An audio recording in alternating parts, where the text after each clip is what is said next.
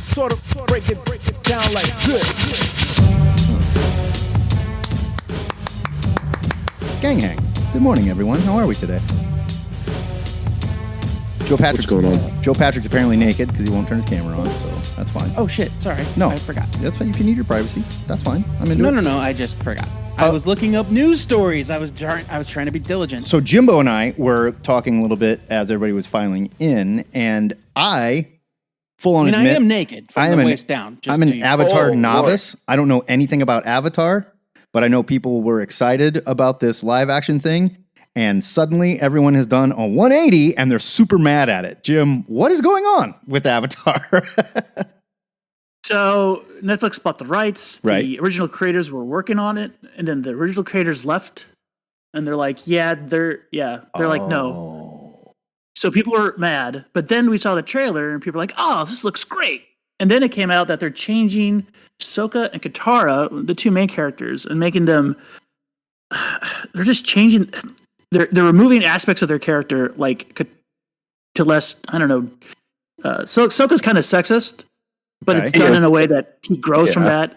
And Katara is very motherly, but apparently they're removing parts of that for and people are just very confused by these comments. Huh. So they're so on top of the creators left. On top of the creators leaving and saying, this is not our story anymore. Oh. And then now they're talking about the changes. And you're like, why are you like the original creators of the adaptation or the original creators of Avatar? The original creators of Avatar. The original. Oh. The original. Yeah. Yeah, no one would care if the original creators of the live action adaptation left. No, what are you talking about? People care about that stuff all the time. Showrunners leaving, like Edgar Wright leaving Ant-Man. Yeah, of course people care about. No, but Edgar Wright was like a big name project. You know, I'm just saying, like if the people that were adapting it went, I got like who are they? Who cares? But it's still a sign of like, oh, the people that I'll give you that trying to bring it to life got disenchanted and left. Sure. So like that's a thing. And what's weird is like you had One Piece, which is very successful. Yeah. And Oda had the final say on everything. Like they had to scrap a few scenes that had to be totally redone before the show came out because he was, dissatisfied with it. Right. But now, so you have an example of let the creators work with their creations. Then you have this. Then you have the Yu Yu Hakusho that came and went, which was not great. Yeah. And so it's just it's interesting because, Avatar is certainly very popular in the States, but it's also in the States, right? It's a Nickelodeon show. It's a very kind of like, I can understand why executives might view it as less important than some other things, but Oda created probably the most popular comic book of all time. I don't know. I mean, I don't know if that's unfair to say, but like more people have read One Piece than have read many, many other things. Oh, sure. Most Western concepts. Yeah, certainly. There are NFL players with One Piece tattoos. If that tells you anything. Yeah. And so it's like, I don't know. Is it that Netflix decided to work with Oda because he's got more juice than the Avatar people, or well, I mean, why work with him and not them is the thing, Yeah, I don't understand. Like Oda turned them down for many, many times, and then eventually the money, and then they're like, fine, you can have all say. And he's like, sure. But to go back, Joe, One Piece has sold 523 million copies as of December of last year. So is that all? Is that all? That's it. I mean, but yeah, that's what I'm saying. Like, it's just I don't understand. Yeah, it's why him and not them. Yeah. Well, it could be because the Avatar creators don't own Avatar. They made it for Nickelodeon, so Netflix just has to get it for Nickelodeon. Yeah, absolutely. Yep, that's a very good point. So the fan base is great. The last few days have just been. Yeah, they got mad and they got mad fast. So, I mean, I guess time will tell if the changes that they're making benefit the adaptation in the long run. It's just weird that you're coming out before the show and you're talking about the changes. Why would you even say that? Exactly. That is beyond to me. Well, it's like you're scared and you want to get it out there first, so everybody just knows it's going to be a little different. Like they're scared of something. I mean, they're scared. Well, or they're being preemptively defensive. Yeah, like, well, we know this character is a super sexist shithead on the show, but don't worry. We've made some. Yeah. We've softened him some. It's like, okay, but it's a cartoon. I'm just looking at it. I have my own concerns about it looking too Zack Snyder-ish, but we shall see. It's going forward. I mean, yeah, exactly. Well, I feel for you, Avatar kids. Good luck. Brian, you were saying? I think, I mean, if hearing that, I've only seen the commentary about it, and I don't really know anything about it. But hearing that one of the adjustments was like unsexisting someone, like that seems like the most like corporate interference thing, like zeitgeisty. Sexism's out. Like, get that out of there. Make some changes. Like even if it's like bell bottoms. Sexism's out. Yeah, it's like it's a fad. Not understanding, the thematic or story or any, and if that sounds like something where it changes and he grows and blah blah blah, but like they don't know that. Like, I was dealing with a thing with some like nonprofit thing that I was working with, and we needed some outside grant things, and there were all of these things that we're talking about, like diversity and like these requirements, and I'm completely in favor of those things, but it's like this bank doesn't care about that. Yeah. But you know what's hot? Diversity. Right. Yeah. Exactly. Like of course they're gonna, and so they were asking for things that were like impossible because they're cramming something they think they need or that looks good for them in a place that it doesn't fit. Sure. So it was like jumping through hoops. I was like, this is crazy. Like, but that's just corporate speak. Like that's, this guy seems like a real jerk. It's like, well, we, let it go. We're going to see how it goes. And, someone gets a hairy eyeball of like, no, thanks. We don't want to do that. And all of a sudden he's rewritten, like that is the least surprising thing I've heard. Yeah. No, that makes perfect sense. When Disney and Marvel were making Captain America, if somebody high up on the chain was like, wait a minute, you can't put Nazis in this movie. Or the other way around. Nazis in this movie. Nazis are terrible. Or the other way around. They had people who were like, well, hey, as a remove Nazis from the origin of Captain America. As a white supremacist, I think you're making white supremacists look really bad. Maybe we should ease up on them a little bit and show their side of the story. Okay, hold on. Listen, Netflix. Well, Matt knows this, like this week with wrestling. So Netflix, the Vince McMahon stuff, maybe people have heard some tertiary stuff about the sexual assault allegations. So much worse than we thought. You mean the sexual assault admissions? Yeah. Exactly. There you go. That's not, Joe. If I understand. So you know, Joe, that's not even the worst part. The sexual assault admissions. No, I'm not surprised. The least of it. But my point being is that it is funny though how Netflix, because the COO was asked to address this, and his response essentially summed up as, "Well, it's in the past. He's gone. We'll move on, or we don't care about him anymore." Yeah, and that's kind of their mindset. It's just like, let's move on. We don't care. We're going to pump out our content. It's money. Who gives a shit what you feel about it? When it comes to someone being sexist in Avatar, we want to make sure that absolutely doesn't happen because we can't offend anybody. But we did just buy the WWE the rights to Raw for billions of dollars. And you may have heard a news story this week. Like last week, and I'm not going to go into full-on wrestling talk here, but last week should have been the best week that the WWE ever had. The Rock was announced. He's coming on the board. Yeah. It's Royal Rumble. Cody is there. Everyone thinks The Rock is going to fight Roman Reigns. Numbers are way up. Like they're making so much money. And then, guess who screws it up again? Vince McMahon. Not only is he a rapist, but he's also like literally like enslaving women and forcing sex trafficking women. It's bad. It's really, really bad. My God, it should have been the best week ever for the WWE, and Vince found a way to screw it up again. I hope they cut his head off on TV. I hope they do it on Raw. I hope they bring him out. Fuck that guy. Netflix.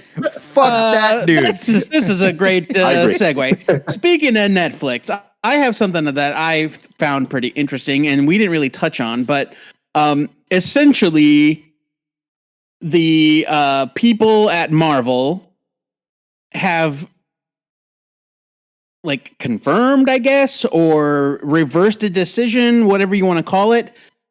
And they have said that the Marvel Netflix shows are canon. Oh yeah. And that is the reason why Daredevil Born Again has been delayed, because they had to go back and rewrite things. They have reinserted Karen Page and Foggy Nelson, who were previously announced as being out. I like those actors. They were great. I do too. Like there's and it's not just rumor, because they're filming Daredevil on right now, and there are signs up on a building in New York that say Nelson, Murdoch, and Page, attorneys at law. Oh, and and what's her head? Deborah Ann Wall. What's her head from There's Jessica? a video of Deborah Ann Wall walking with Charlie Cox. Jessica Jones is now saying like she's going to pop back up. And Kristen stuff too, Ritter is teasing a potential return for her. There's rumors that John Bernthal will show up as the Punisher. Like what was Kristen Ritter's last project? I mean, I think it may have been Jessica Jones. Right? Yeah. So you know what? Voice acting also, I think. Yeah. Actor eager to get back to work. Like, yeah, no kidding. Every one of those stories. I think she's been voice acting in something pretty prominent, actually. She was. She just got cast in Sonic 3 for what it's worth. Okay. Sonic. So she would love to come back to Marvel, please, for Marvel money, because she's in Sonic. Oh, sure, certainly. Yeah. Hey, those Sonic movies. By the way, they make money. Sonic movies make money. Well. They print money. The Sonic movies are huge. Well, yeah, I mean, it's easy to joke, but and also the Sonic, like, they're better than you think. I saw, the first one. I watched the first one with my niece, and I was like, "Oh my god, this is hilarious!" Good. Yeah, it was really cute. And it was funny. And also James Marsden was in Jury Duty. He ain't hurting. That dude, like, he was up for all sorts of awards. He was great in it too. The show was fantastic. Yeah, he was. Wasn't annoying. Yeah, he wasn't annoying. Well, he was, but he was playing James Marsden being annoying. Exactly. Yeah, which is expected. Yeah, it was great. So how do we feel about all the Netflix shows being in canon? Are we happy Kristen about Ritter, this? How about this for exciting news? Section 31 is filming.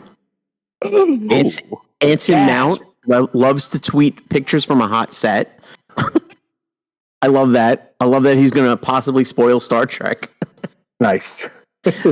And so Section 31, I can't wait for this. I thought that was totally gone. I can't believe it. No, I'm glad. Well, you know what it was? I think they scrapped the TV show. It's a movie now. So they decided to make it a movie. Yeah. That's right. That's right. And I remember think it's probably a better idea because, I don't think we need another 10-hour long movie. Yeah. And I wanted to talk about for a second too. You guys are talking about how showrunners really affect the show, but look at Terry Matalas, right? Terry Matalas took over as showrunner for Star Trek as Star Trek for Picard season 3. Yeah. And he was a writer on season 2, and he kind of like changed the course on season 2 so that when he picked up season 3, and season 3 was markedly better than he saved the show. Yeah, he saved it. Yeah. No question. Yeah, absolutely. Yeah. Definitely. And then also when you look at, I think it was it not Roger Moore. Was it Terry Moore? It was definitely Roger Moore.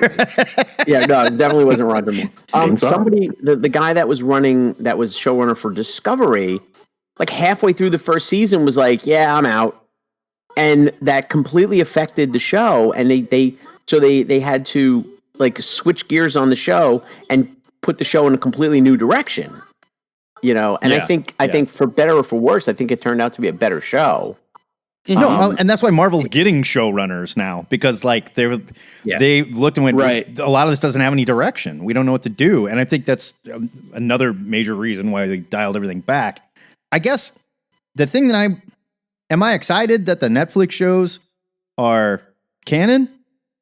No, I don't care. I really don't care. Look, I think making them canon doesn't necessarily mean that they're gonna like bring back Iron Fist and do something with that weird dragon skeleton. There's no way. But just saying that the stuff's canon just means that they can have bring back Mike Coulter and which great. Bring back the people, the things that we like, the people that we like, right? You know, like I don't think anybody's jonesing. Haha, I didn't even mean to do that. I don't think anybody's jonesing to bring back Finn Jones as Iron Fist. God, that's not what they're talking about. No.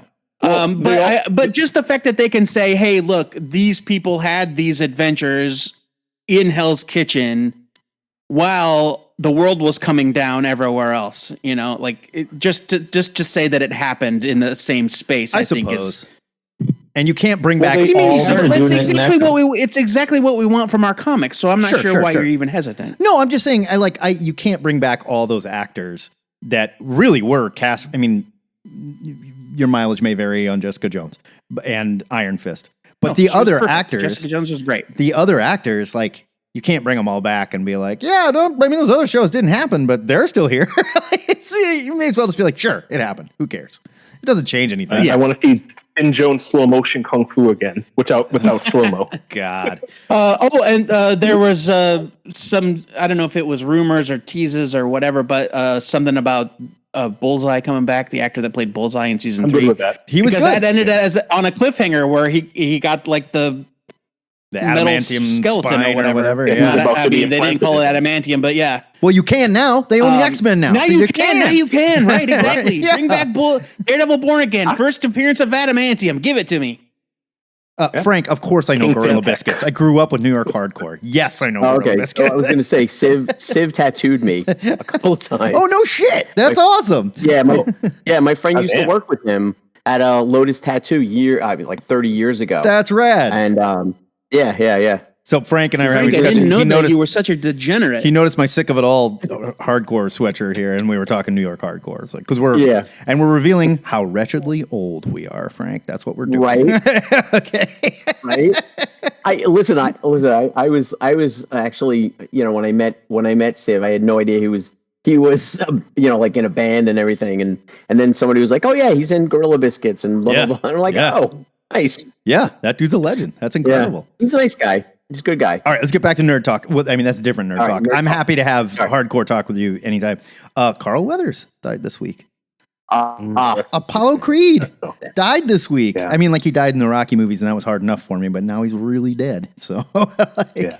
And also Predator, but yeah. Well, look, he kind of had it coming in Predator. He's kind of a shitbag, you know. He gave away the position, you know. And next time it's going to happen, someone was going to like bleed him real quiet, like leave him. He ain't got time to bleed. Yeah. No, he does not. Nobody does apparently in that movie. That was the other dude that didn't have time to bleed. That was a bald guy. Yeah, Carl Weathers. I'm sad. I really liked Carl Weathers. Oh yeah, he was probably the best thing about the last 2 seasons of Mandalorian. Easily, I was very happy for his kind of career renaissance with the Mandalorian. Of course, like so many stew jokes. That came out yesterday. You know, you gotta get a stew going in his honor. I would argue he's one of the only actors that could deliver the nickname Mando and make it sound badass and not stupid. He'd be like, hold it right there, Mando. Like, oh, damn. That's right. He was actually the first one who said Mando, if I remember. I think he might have been the only one that actually called him Was Mando. he? I don't remember anybody else calling him actually. Mando. Didn't what's-her-head, Sheriff Racist Girl, didn't she call him Mando as well? I don't know that a lot of people address him by a name. Until we learned his name, like then the armorer started calling him by his real name, Din Djarin. Yeah. You know, I think Carl Weathers may have been the only person that actually called him. I thought I could be wrong. What's her head who got written out of the script because she doesn't count anymore because she died and was buried in a nameless grave somewhere on Tatooine or whatever planet they're on. Exactly. She died on her way back to her home planet. I loved him, like Apollo Creed. I like Rocky IV is one of my favorite movies, and it was the first Rocky movie I ever saw because it came out, when I was the age. Rocky IV? Really? Well, because I was that age when I was old enough to like start watching movies and comprehending and enjoying. Like Rocky IV was the next one that came out. The first 3 movies came out when I was pretty little. I mean, I guess. And then Rocky IV came out in like 1980. 1984? Probably 85, I'll bet. I remember renting all of them. That's how I got into the Rockies around that time. Yeah. So like I saw the first three. Yeah. So I was 7. I turned 7 this summer of 1985. So when that movie came out, I was like the perfect age. And like I love everything about it. The robot, the dance number with James Brown. It's outstanding. You know? And it's fantastic. Ivan Drago is a tremendous villain. And Rocky IV is the best, and Apollo Creed is awesome, and I'm sad. There's a whole there's a bunch of in the DVD extras. I'm a huge Rocky nerd, by the way. I legit love the Rocky movies and the Rambo movies because I love Stallone. Okay, I admit it. Mm-hmm. So there's a thing. Yeah, me too. They were talking to the director and the first director, and when they were putting this movie together, they couldn't get everybody on set at the same time because everybody was doing different stuff. That's why. I mean, they made it look like, well, we filmed all the Russia stuff separate because it's 2 separate sites. Like, they could never get these guys in the same room, and they barely had a movie. So they literally added 4 musical montages, and each one is 7 minutes long. You don't even realize how long. Otherwise, the movie would be 67 minutes. Yeah, literally. The movie, they sat down to watch it, and they're like, holy shit, this movie is 73 minutes long. That is not a movie. I love that movie, but I love Rocky 3 better. I think the whole thing would him and Mr. T. Rocky 3 is incredible. God. It does not get enough. Yeah, Clubber Lang. Oh my God, Mr. T is outstanding in that role. Yeah. That was the first Rocky movie I saw in the theaters. Oh yeah, Hulk Hogan. I'd only ever seen the other ones on HBO. Yeah, the fabulous. I'm a huge Rocky fan too. The fabulous Thunderlips. That's where I got the idea of our love slave. Their THN love slaves. So it's yes. Yeah, but even in that movie, with Carl Weathers, because that was where he turned to Apollo to train with him. Yeah, they became buddies. Right. Exactly. So because Clubber Lang killed Mickey. Yep. Exactly. Literally. Yeah. Oh, sort of. That was heartbreaking, man. Yeah. It was heartbreaking. Oh yeah. I remember. Oh. I'm like, you can't kill Mick.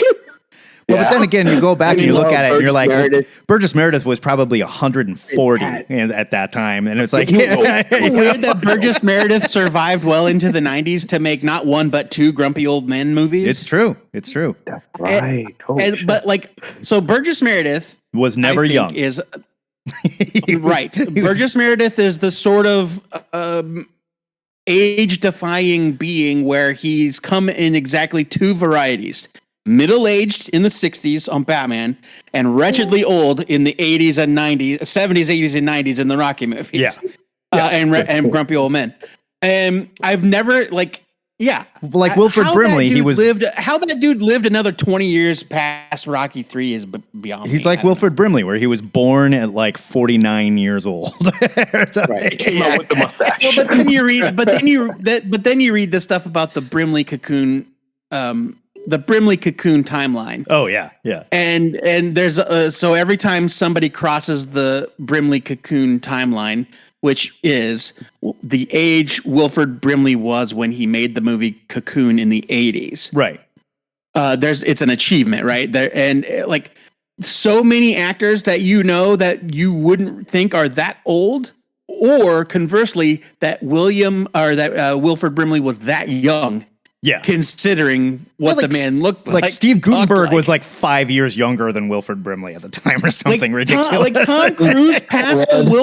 Tom Cruise passed the Brimley Cocoon timeline 15 years ago. Yeah, which is insane. I think Paul Rudd is the last one people were talking about. Paul Rudd, definitely. Yeah. Another immortal aegis being, another Time Lord. Yeah. We're going to find out something scary about Paul Rudd, though. When he does go, they're going to go to his house. Come on, stop. There's going to be virgin blood everywhere. There's going to be babies floating in fluid. And QAnon is going to be like, I knew it! Yeah, right. So, his skincare regimen is insane, literally, clinically insane. Okay, so Supergirl. Criminally insane. Supergirl was cast as well. And everybody was like, yay, I really like this person. I admit, I have no idea who this actress is. Somebody fill me in. Who is she? He's the main character on House of the Dragons. Oh, that's her. She played what's this Targaryen? The younger version of her. The younger one. The younger there was one. There was a time jump. Yeah. Yes, the younger Yeah, one. But she was the show. first, the original version of the princess in House of the Dragons. Okay, so I didn't recognize her Targaryen because she's growing up, basically. She's getting older, and also they had her in that silver wig. You know, like she had the Targaryen white hair. Sure. So like. She looked obviously way different than she does in real life. So next question, why are we casting Supergirl? Is there a Supergirl movie coming? Yeah. Yes. Is there? It's the big. That was part of James Gunn rollout. Yeah. Yeah. Okay, I did not. This is Supergirl Woman of Tomorrow. Remember, they're doing the Tom King thing. Oh, I did not know that. Yeah, they're adapting that entire story. You knew that. We talked about it. Maybe there was just so much of this news, and like anymore, like Brian, you brought it up. Every time they show like, you know, a chalkboard with all this stuff written on it, we know it's really easy to erase those names too. You know? Yeah, it's definitely like I'll believe it when I see it at this point. Well, that's like all the Thunderbolts, you know, casting and uncasting, and you know, I mean, they had 2 actors get confirmed and then walk away in the last month, you know, for 2 different roles. So Ghost was supposed to be in there, right? I think, and the actress stepped away. Yeah. But I mean, like, keep that stuff quiet. And then Steven Yeun was going to play the Sentry, and he quit. Keep that stuff quiet. Now they I believe, I don't know if this is true because I don't actually believe it until I see it reported on something like the Hollywood Reporter or Deadline or whatever. If Screen Rant says so and so signs on to play X, I'm like, no, I'll wait. Thanks. I don't believe you because Screen Rant is garbage. Yeah, you got to cross-reference everything. Yeah, wait for Crush. But some other dude, white dude that I don't know, has been allegedly cast as the Sentry now that after the departure of Steven Yeun. Didn't they say like there was I'm not saying this is true or not, but there was like a real hot rumor there saying it was Ryan Reynolds.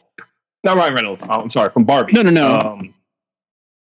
Ryan Gosling. Ryan Gosling. There you go. Yep. Mm-hmm. I think that was wishful thinking. Definitely not the guy. Yeah, I hope. Yeah. No, it's the guy. It's the guy from Lessons in Chemistry, that Apple show. It's the Brie Larson show. Yeah, it's Bill Pullman's son. I guess. Fun. And he sort of looks like Bill Pullman without any personality. He was in Maverick. Yeah. Perfect. So. You know what? Another generic white guy. There you go. That's who you got. I was like, I don't know. This guy looks like every white guy. I was like, he looks like every white guy. Yeah, he's a nepo baby. He's a nepo baby. That's right. They're all nepo babies these days. So I mean, let's be real. You know, Lewis Pullman. Lewis Pullman is his name. And he was in Top Gun Maverick. I didn't remember him from Top Gun Maverick. A lot of generic white guys in that movie. There was a lot of generic white guys in Top Gun Maverick. Yeah. Including the best looking. Oh, he does look like Bill Pullman now that I'm looking at him. I just got the squint, the Pullman squint. They should do this shit just like the NFL does it, where they say so and so is interviewing with Marvel to discuss, like playing the role of whatever. Like Bill Belichick has been interviewed. No one said he's going here, he's coming here, and then he doesn't, and you look dumb. Just say Steven Yeun has been interviewing with Marvel. The hottest news that Marvel has right now is that the Netflix shows are canon. Like they have nothing else to talk about. There's nothing. The heat on Echo is gone. It did well enough, but like no one's talking about it, and they've got nothing else going on. So hey, that actress from The Bear You Love, she's in our movie. Oh wait a minute, no, she's not. Yeah, yeah. So I forgot about that. Yeah. That was like a 10-day news story. And by the time we get Thunderbolts, what is it? 2027, 2026? Like, it's going to be a bit. This is the thing. Are we going to care? We're not. Are people going to remember what was happening? Oh yeah. Oh wait, there was also one minor bit of news. They changed up what's his face? Cap's costume. From the. That was like a toy leak or something. Yeah. Well, no. They actually now have apparently they're somewhere renders or some set photos, something like that. And so there you go. That's a thing. So what's a new costume look like? Whether is it closer to? It looks like actually Steve, except with wings now. Oh, they got rid of the weird cowl. Yeah, the head wrap. Mm-hmm. The weird head wrap He thing. just has goggles again. Okay, well, it's interesting because I thought that his costume in Captain America and the Winter Soldier was like very comics accurate to the Sam Wilson Captain America costume. Yeah. But I mean, whatever. Changes to movie costumes don't bother me too much. Usually, they don't bother me a great deal unless they're terrible, like the Man of Steel Superman costume, which I hate. The fiery, burning passion. Yeah, it's bad. It's really bad. The Superman costume does not need to be ribbed for her pleasure. Why does it have all these weird fucking lines all over it? Yeah. Stop it. That's why he has tiny Superman symbols on it. Yeah, that was another where it was like made with tiny, like the pattern was like tiny little octagons. You remember? Do you remember Not Superman octagons, Return? Pentagon. That costume was like it bothered me so much because there was like slightly off on everything. Yeah, Superman Return. Colors were off. They did not. Shorts were small. Boots were weird. The dude had a prodigious bulge, a Kryptonian bulge. Yes, and reptile skin. Like this costume was so painted on tight, it looked like he had blue reptile skin. It was just gross. I hated it. But looking back, it was the last time we got like a super comics accurate Superman costume on screen. That's so fair. Whatever. That's totally fair. Speaking of right, Superman, what else we got? Speaking of Superman, James Gunn says that Superman Legacy has no origin whatsoever in it. So James Gunn was answering questions online as he is wont to do, and somebody asked him how much, what percentage, I think was the phrasing of the question, what percentage of Superman Legacy is devoted to recapping Superman's origin? And James Gunn gave a one-word response. None. Nice. I mean, so I don't know what that means. It means you're not. I know what the word none means, but yeah, it means you're going to hit the ground running. This is my theory. You know how how some movies have like the Mission Impossible movies have them, right? Where it's like intro, right? And it's like sure, and you're like quick cuts, some scenes. Remember when Tom Cruise's wife got killed? That was sad, And I'm wondering if Superman Legacy will have a similar kind of like intro cinematic, like a supercut. Yeah, like Superman 2, like as they're like Superman 2, where they recap the entirety of Superman 1 in the beginning of the movie. No, but like I think that what they could do is in that opening cinematic as the credits are being shown, and it's like handsome McWhiteface, I forget his name, Rachel Brosnahan, and Superman Legacy. If it's just like the 4-panel all-star Superman origin, where it's like absolutely dying planet. I think they might not do anything. Desperate plan, kindly couple. That doesn't sound like none to me. That doesn't sound like none. But that's not part of the story. That's just images in the intro. It'd still be and something. that's fine with me. It's not script time. It's just it's the intro. Like you don't count that as part of the percentage of story. Still not none. I think it'll be like the MCU Spider-Man. It'll be like, it's Spider-Man. You know who he is. It could also be. It's like yeah. I think so. We don't need to recall dorks. Uncle You don't Ben know who Superman is. Like we don't need more pearls. We don't need more Uncle Ben. Power, responsible, blah blah blah blah. Dying in his arms. You guys know. Everybody knows. Just go. I would be totally fine with either one of those ideas. If it was either absolutely none, or if they just did the Grant Morrison thing in the opening credits. The way that came out, they did that in the beginning of that. In what? Didn't they? Like when the Incredible Hulk, when Ed Norton took over as Banner. They did exactly. They showed his origin in those in like little images in the credits. Yeah, the opening credits. Yeah. And then he just he's on the run, like immediately. Yeah. That's it. I mean, it was like the TV show. It was like Bruce Banner, scientist. Blah, blah, blah. Like he messed around, got messed up. He's the Hulk now. He walks all over the earth.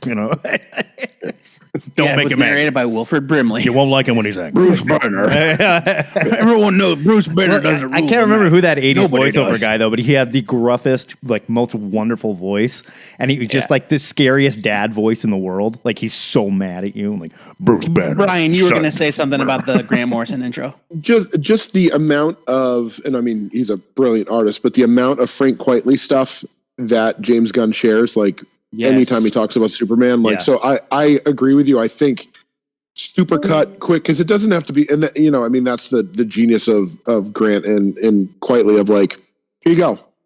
You know it. We've been here before. We're not wasting a page. We're going to do one page out of 12 issues. Here's the origin. Here you go. And I think if they did so, and just because he uses it so much in the stories, or in the press releases and all these things, he's constantly sharing artwork from All-Star Superman. He just did it the other day. It's easy, and all they have to do is figure that out for all the characters. Show us the quick cut 4 panels for Batman. Do one for Wonder Woman. Do one for everybody, and then maybe not for like. Metamorpho. You'd spend a little bit of time on Metamorpho. No, screw that. Well, when I wouldn't spend too much time. I'm just kidding, really. But like, it's like, Batman, absolutely. Do the same thing for Batman. Wonder Woman. Yeah. You could do it for the Flash if when they eventually recast the Flash. You don't need to show the Flash's origin. Show it in the credits as a quick cut of scenes. It's like chemicals, lightning bolt, runs fast. The end. Sure. Did everybody? Okay, so I have a bigger question. Oh yeah. Yes, sir. Do you guys think that they'll address the reset? Are they going to in universe explain here's how? I don't. Is there going to be a crisis? I don't think so. I don't think there will be any mention of it whatsoever. I think they want to get so far away from that universe as fast as possible that there's no reason to do it. None. Yeah. And when the actors that are confirmed to be carrying over Viola Davis and Yolo Midoriya or whatever, however you say his name, when they show up, it'll be like, oh wow, hello person we've never met before ever, and it'll be just completely unmentioned. Just hello person I've known for how many years, and you're just doing your thing. I'm not going to. I won't say because of all the things they've said about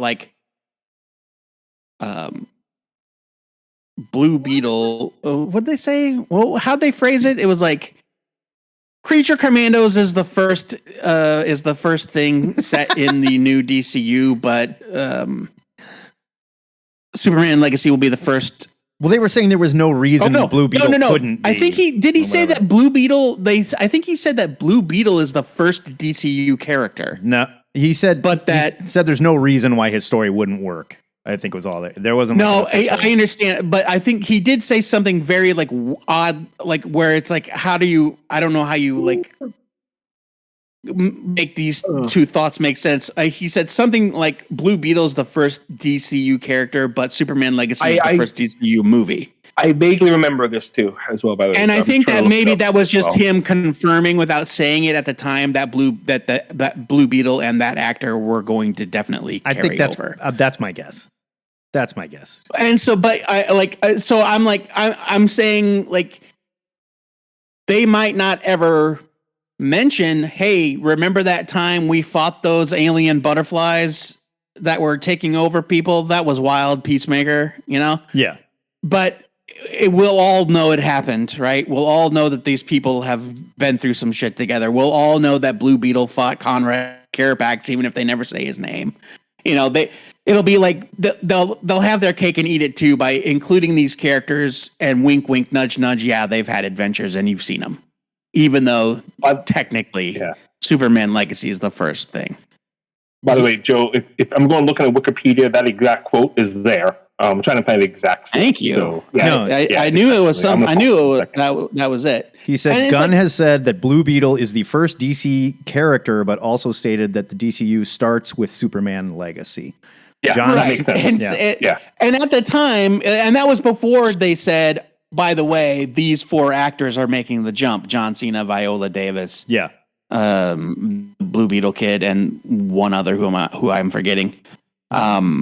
Maybe, probably not, but could be Jason Momoa. Momoa's I don't know, man. I'll do it. No, maybe it was only those 3, but that quote about Blue Beetle, that was before they said, yes, these actors are definitely coming back. Yeah, the actor's coming back. He says nothing is canon until Creature Commandos next year. So, right.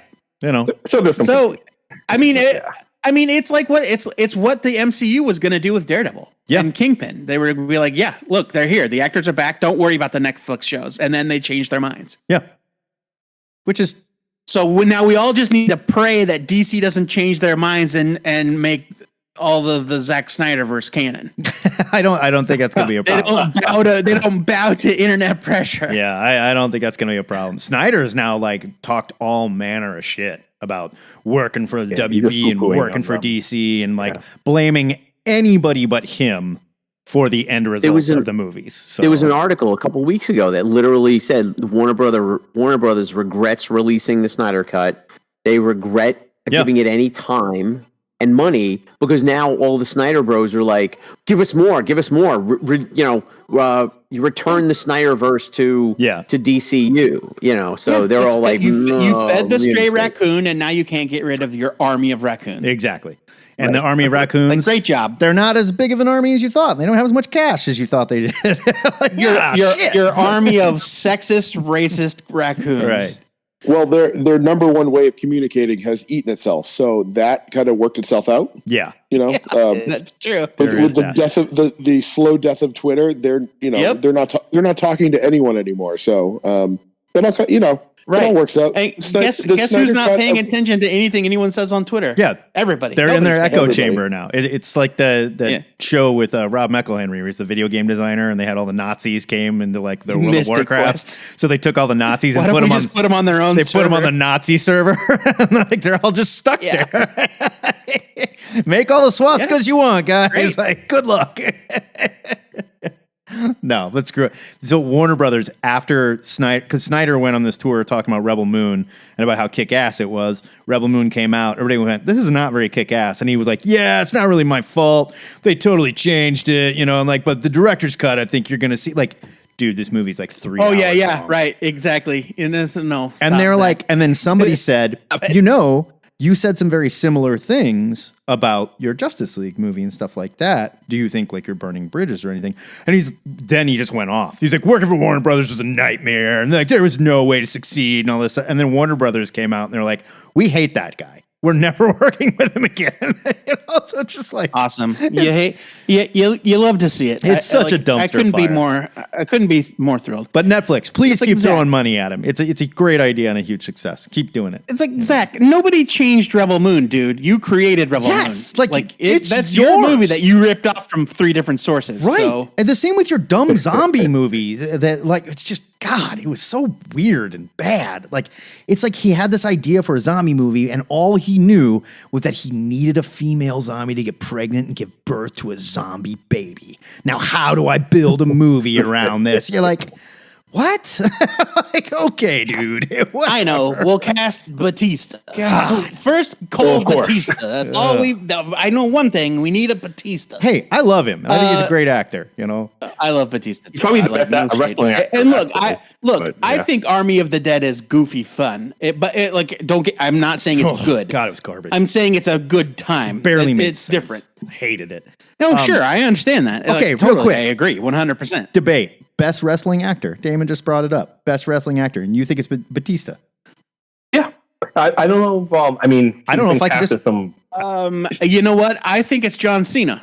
I disagree. Cena is good. After I saw I did see it. Well, Peacemaker kind of showed his range, which was pretty good. But Batista, I think, has just been able to, like, the roles he plays, it feels like Batista. Cena and The Rock are still in that weird spot where, hey, that's John Cena. Yes, that's The Rock. And that's still The Rock. Yeah, but I totally agree. I don't think of John Cena as John Cena the wrestler anymore. I think of John Cena as John Cena the Peacemaker. Goofy dumbass actor. Sure, but you're still thinking of him as John Cena, is what we're saying. Like, it's still John Cena. True. Like, nobody thinks that's true. Nobody thought of The Rock as a wrestler until last night on SmackDown. They just thought as the fucking actor. Yeah, now but you know what? But no one thinks about Ryan Reynolds as a great actor. They think of Ryan Reynolds as Ryan Reynolds. Yes, exactly. Like that's just it's the brand. Like that's who and he's funny and he's good in what he's in, but like he doesn't disappear into a role. That's he's never done that. He's a character actor. That's what he is. And when you're going to get that performance, and it might be a slightly different performance. I do agree though. I think Batista, that dude can literally disappear into roles.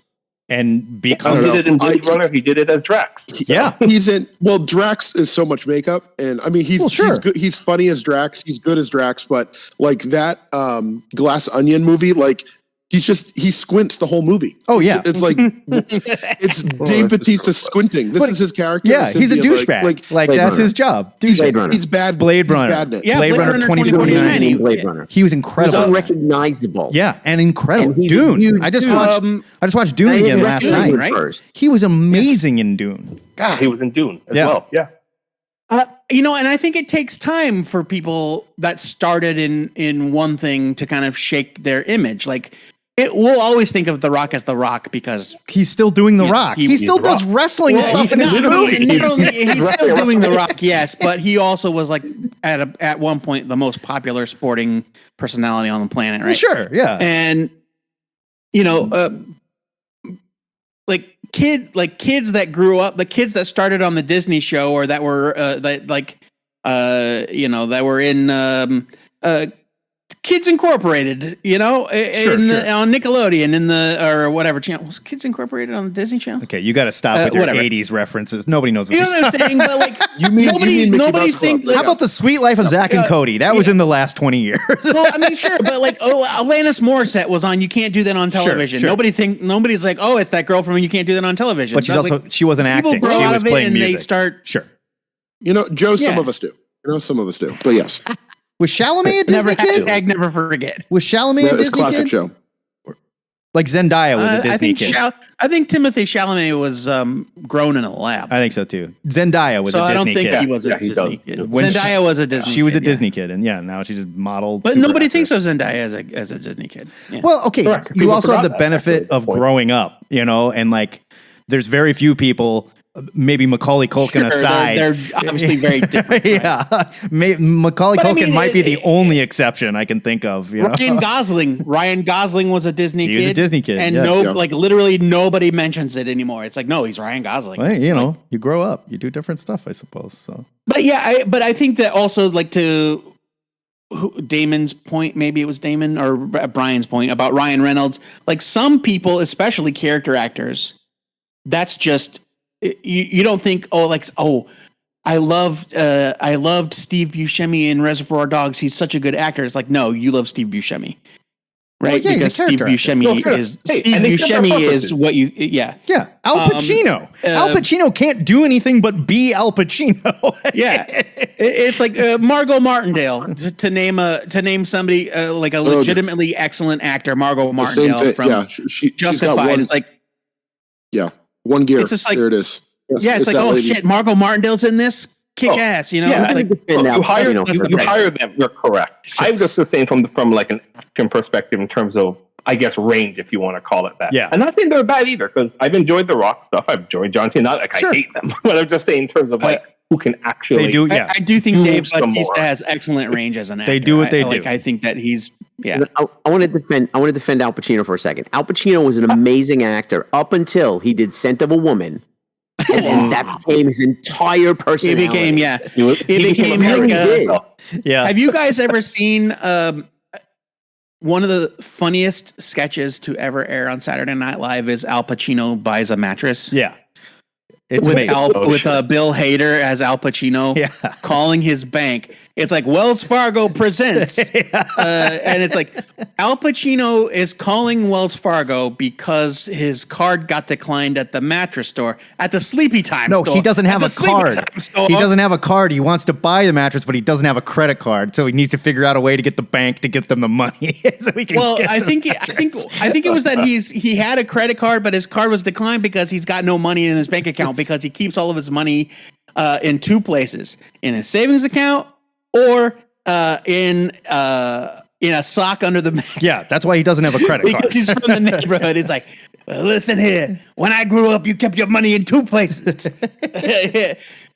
And or like rolled up in your under the mattress or rolled up in your sock, and it's like, I need you to take $4,000 from under my mattress and put it in my sock. Bill Hader is the best at But yeah, that's Al Pacino now. That's the guy? Yeah. Everybody like in everything, he's that guy. Sure. Somehow, Scent of a Woman came out 30 years ago, so that is who he is. It's not that it's changed. Great. You know what I mean? Yeah. He had a good couple years, and he's been terrible for decades. So, and I agree. De Niro as well. Listen, De Niro as well. He does Meet the Fockers. 70s Pacino. Yeah. But 80s Pacino from The Godfather. Yeah, right. Yeah. It's almost a different human being. Actor. Well, De Niro from The Godfather too. And then De Niro decided, you know what? I want to be funny. Like, no, don't do it. Don't do it. And now it's like that people that are professional squinters. Robert De Niro, he squints and he points and he goes, "You." That's the Robert De Niro now. Everybody does the De Niro face. Yeah, but he invented De Niro face. That's his whole thing. Yeah. He did invent the De Niro face. Yeah. You talking? So, is he smiling or is he crying? I can't tell. Talking to me? Mark in the chat brings up Heat. I guess we can all agree that Heat is an outstanding film. And Michael Mann wrote a sequel that's sort of like a prequel and a sequel kind of thing. Yeah. For Heat 2, the book is incredible and HBO is going to adapt it. So I am 100% on board. I love Heat's one of my favorite films. I love that movie. Outstanding. Before we get out of here, Brian, what is going on at Cadence Comics? Time already? Can you tell us anything about what's happening at Cadence Comics? And real quick, Cadence Comics is an original art dealer, correct? Original art dealer, for comic book original art. Cadence Comics Art is one of the biggest art dealers in the American market, and they are having some sort of public. Their artists are leaving them, and I don't know. It's a mass exodus is. So it's fair to say. There's kind of different levels of these art dealers, and Felix art dealer is Albert Moy is a huge one. They have gigantic John Cassidy and Jim Lee, and then and others like that. And then Felix has a ton of big names you know of that, and they're selling them $5,000-$6,000 a page, right, or more. But Cadence is like a middle level.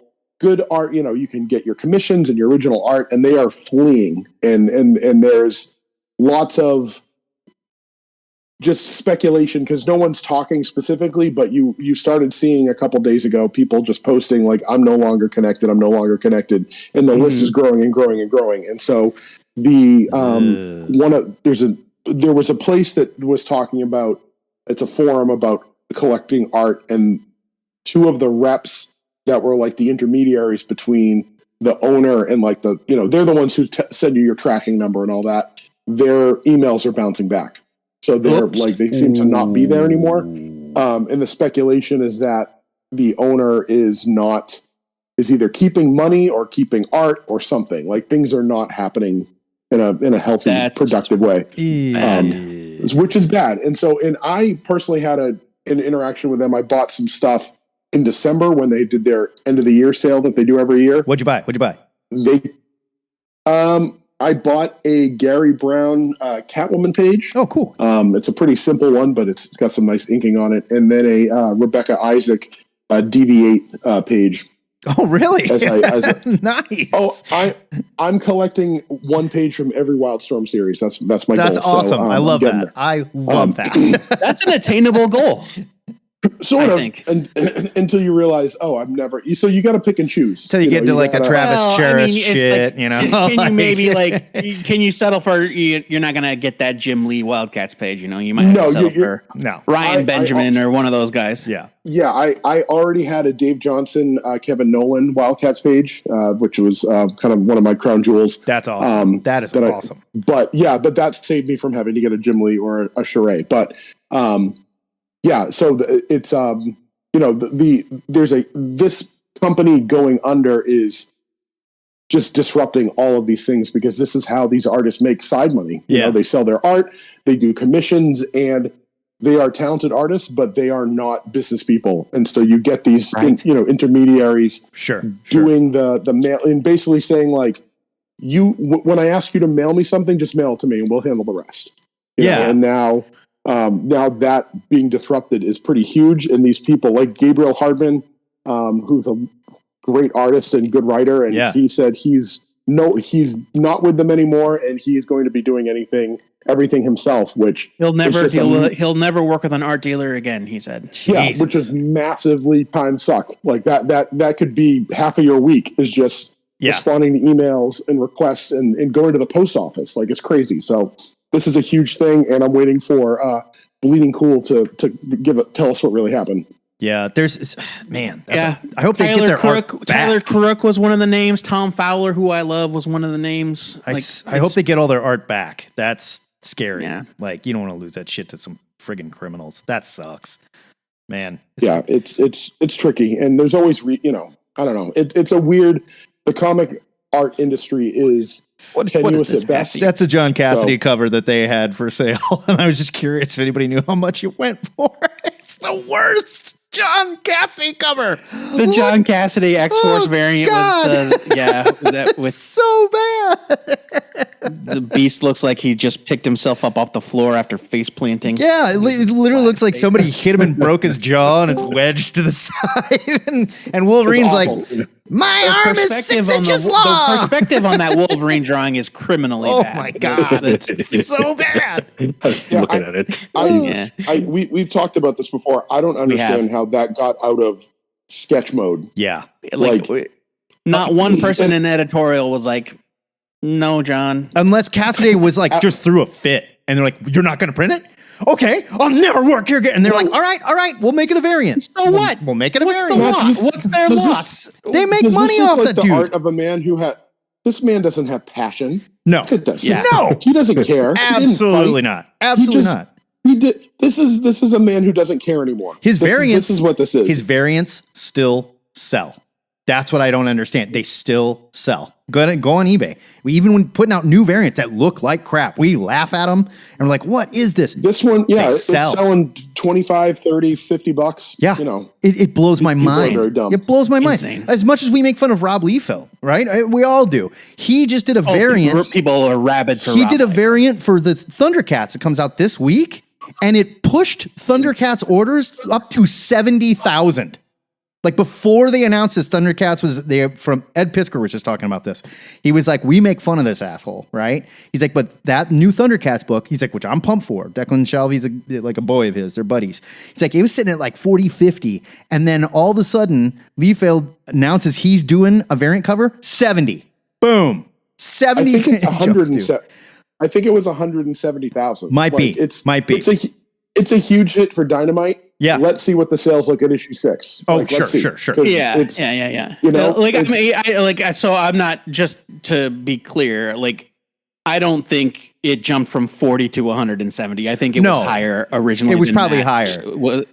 But it was just like for reference. But like that, as much as we make fun of that, Thundercats #1 were already pretty high, but not like. I'm just saying, as much as we make fun of this variant shit and go, why do people do this? And what is with the speculator? It still They wouldn't do it if it wasn't a hit. It still works. Like Dynamite wouldn't put out 10 variant 10. Right. Cassidy wouldn't have these jobs. Dynamite wouldn't put out X variant covers for every single book. Say what? Yeah, well, and it's Dynamite too. Yeah. That no one's DC and Marvel are not given Liefeld, variant covers like this. Marvel will sometimes when they're trying to relaunch another Deadpool book, but they, but I don't know who knows how much. Yeah, that Lion-O was. It's not even good. It's not good. It's not good. It's just so simple and so. It's exactly what you would think that you ask Liefeld to do it. He's gonna fax it to you in 45 minutes. Like, here you go, guys, all done. Basket it. It's like, this looks terrible, but okay. Behold. Yeah. Gentlemen, what else do you need? Behold. Well, I mean, look at here. I'm going to post it. Look at it. How many times have you seen Rob Liefeld draw this? It looks like every single Rob Liefeld drawing. I will say it does. The Tigra face doesn't look bad. Like in the background, they did some good shading there, whatever. Everything else is just completely flat. The pose is stupid, I think the Panthro face is actually legitimately. It's all right. Legitimately good. That's a good Panthro face. Yeah. He's smart that he didn't drew Pete on this at least this time. What's the name of the Youngblood character? The Vogue, right? That's what Vogue, Chitaro right? looks like. That's Vogue. Yeah, that is Vogue in the background. I will say, there's an unfortunate sword. The sword is crooked. Yeah. The sword doesn't. First of all, it's not on. It's not on spec, right? It's like it doesn't look like the Sword of Omens. That it doesn't look right. He didn't design it right. Okay. To be fair to Vogue, but there's also her eye makeup is different. So here's your Vogue. Okay. And I'm going to warn you guys, she's very sexy. Geez. And also breaking her back. No. And her back is broken. There's an unfortunate design element on the cover of Thundercats #1 under Liefled's name, which also happens to be directly under Lionel's crotch, and it makes it look like Lionel has truck nuts. Or he's taking a shit. Yeah. It looks like something. Or he's taking. It looks like something fell out of Lionel's butt. This woman, I think, has been. This woman has been. That's what happened. She's been brutally broken. Her spine is definitely broken. Yeah, but people love it. People love this shit. The eye makeup is different. People are buying it. They're excited. They're buying it. So, what do you do? You know, like I guess we're wrong. I don't know. Well, see, they're gonna buy it, and then they're gonna send it to CGC to get graded, and then someone there's gonna steal it and sell it to some other thing, and it's this whole broken system. Yep. It's like insane. The CGC is a whole other thing that we don't need to get into, but like all of these collectors, services, right? It's all the stuff, all these things are dropping about shady behavior, and it's just like, why? It's always been there, though. Think about back. I'm over here content, not worrying about any of that shit. I mean, now we can hear about it because the internet's here. But back in the day, Joe, it was the same shit. The baseball card guy down the street was a criminal. There's been fraud. Yeah, all the comic shops were criminals. Like all of them were. They're buying stolen merchandise they knew was stolen. We worked for a criminal. Yeah, I mean, it's always been shifty. So I mean, nothing. It's all but it's all a bunch of shady. It's no fun to hear, though. It is definitely no fun to hear. I hope everybody gets their art back. And it's, man, there's people I follow on Instagram. They're like, I'm drawing this sketch. It's $70. And people are like, I'm in. And then you look at the comments and be like, hey, remember that sketch you drew for me last year that I paid for? Still haven't seen that. How's that Kilowog? Well, I never paid for that. He just agreed to do it. I never paid for it. But like, there's people. Didn't Casey buy you a? No. Casey buy you a Kilowog? No, she contacted dude. He said, yes, I'll do it. She said, how much? Okay. We never heard from him again. So no money was exchanged. But it's like, Patrick Gleason broke my heart.